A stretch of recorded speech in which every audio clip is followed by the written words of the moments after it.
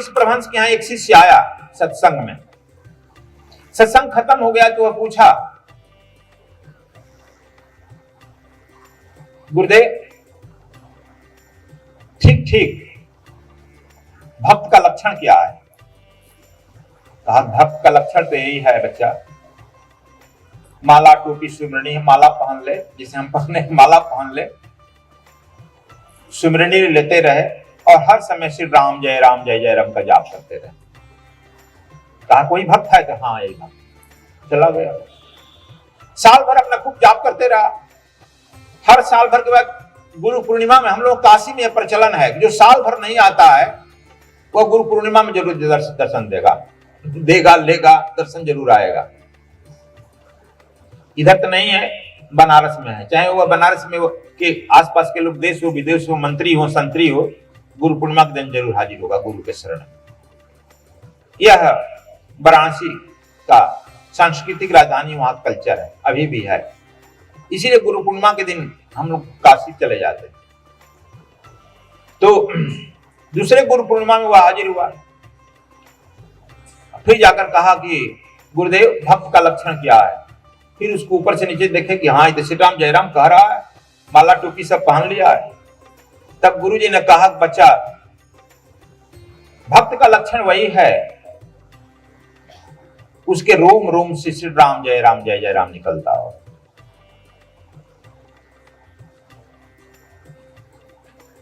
मुंह की कोई जरूरत नहीं है, कर से माला छुए नहीं, मुख से बोले न राम, साहब मेरा भजन करता है मैं पाया विश्राम। वो तो विश्राम में चला जाता है, उसका कणकण करता है। कहा, तुम लोग तब लड़ता गुरु जी पर साल ये बताइए, परिभाषा बदल दिए। अरे तुम्हारी पात्रता के अनुसार आदमी परिभाषा बदलते रहता, पात्रता अपग्रेड करता है गुरु। वो फिर चला गया, अभ्यास करने लगा कैसे हमारे रोम रोम से निकले। अब मुंह बंद कर लिया, अब ध्यान में मनन करने लगा।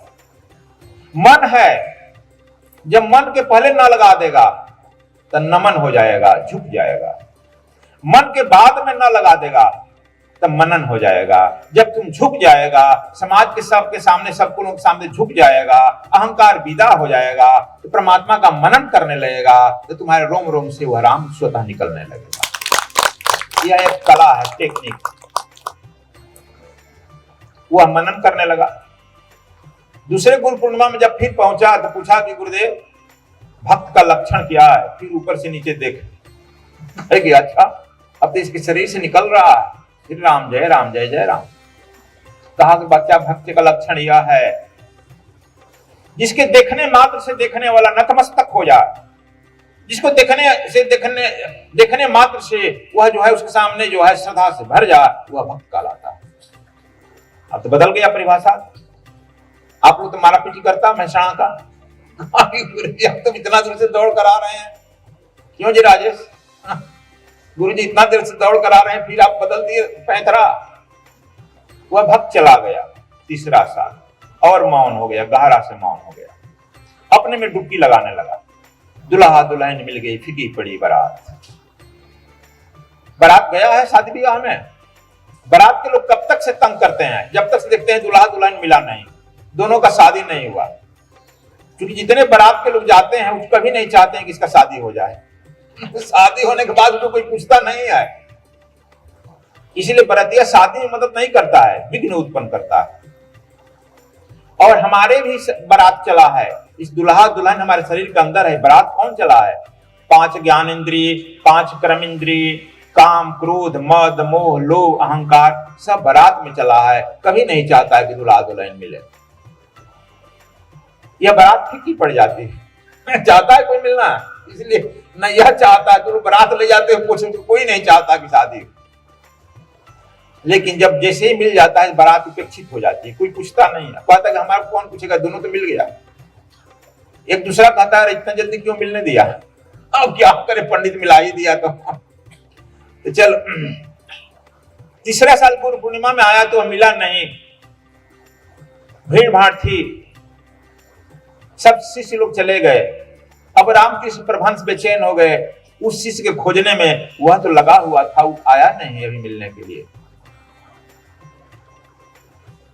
गुरु का किवाड़ बंद हो सकता है तथाकथित, उसके दरवाजे से शिष्य लौट सकता है, लेकिन गुरु के हृदय से शिष्य नहीं लौट सकता है।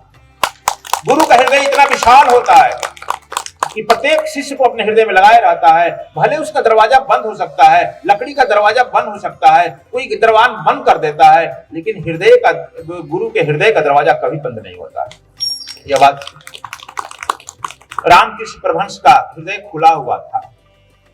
वह खोजते हुए चल दिए।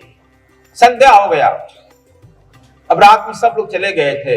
देखते हैं कि एक कोने में वह बैठा हुआ है और अपने में विलीन है। आत्मा जो है परमात्मा में मिल रही है, सत्संग की घटना घट रही है। और रामकृष्ण परमहंस दौड़े, माला उसके गले में पहनाए और साष्टांग प्रणाम कर गए।